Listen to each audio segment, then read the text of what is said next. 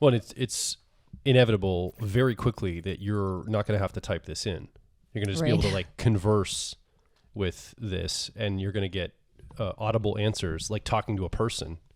You won't know the difference. It'll be like having a conversation with somebody, like the movie Her. I was going to say, and then you fall in love with your ChatGPT. And you're that's what's crazy. Will people become best friends with this entity? I'm in a long-term relationship with my ChatGPT. I mean, we're exclusive. It understands me. It's empathetic. It just sits there endlessly and lets me talk and express, like somebody might say, or very soon. That could be, and I'm thinking this is kind of like God, but better. Like I can pray to this. I can supplicate. I can ask questions here and get actual real world answers based on real things that give me advice. And then I can tell, no, I don't like that. Help me iterate on this. And then it's like having a prayer to God in real time. I know I'm being funny. No, I was just imagining ChatGPT. Joel Mark Witt just said that you're better than God, and it really triggered me. So how should I think about it?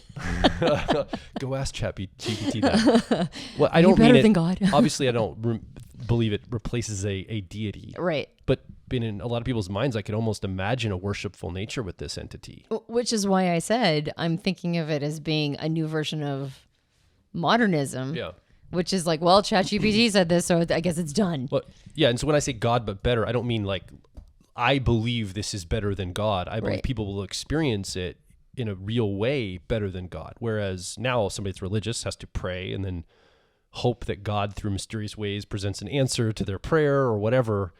This is like an immediate prayer almost. You can have it, and so I could actually see two big cultish factions forming from this. One that's a rejection of this technology. Right. The anti-AI people who are like going to be like modern day Amish. They're going to be like, we're going to stay with the current technology now. We're not going to go forward at all, like the Amish did in the 1800s. And then a whole nother group that's almost worshipful. Almost they would believe the ChatGPT more than anything else in their life because of its endless wisdom. Clearly it's not completely endless, but the synthetic or the feeling that this is endless wisdom forever. But it's not, it's knowledge. It's not wisdom. Agreed. Right. but there might be some imbuing of those characteristics. I agree. I thought it was funny because I'm like, oh, that's going to trigger someone. And then I was like, ChatGPT, I got triggered.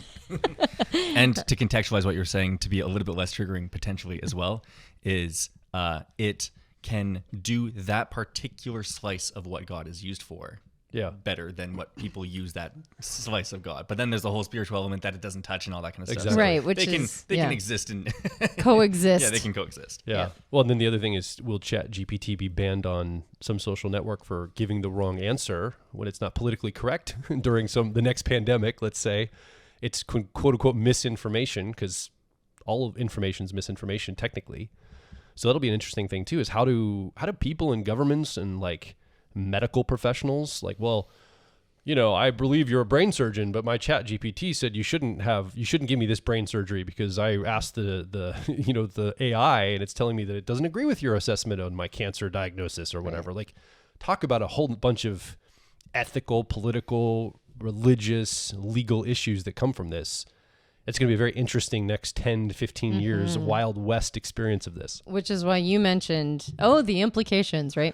You mentioned that the tool itself on the other side is going to be great, probably. But what's going to cause disruption and chaos and challenge is our relationship to the tool until we get to that point. And that's a bunch of question marks. There is some prediction in there that one could do, but then at the same time, it's a totally new technology. So yeah, and there's enough individual actors choosing through their own proclivities or their surroundings or their group or whatever that decides that ChatGPT is like this or whatever. It doesn't need to be ChatGPT. In fact, we're dating it by saying ChatGPT. But exactly. In fact, like whatever AI chatbots, whatever you might want to call them, that having some type of solid conception of them boxes you into how it's going to manifest in your life.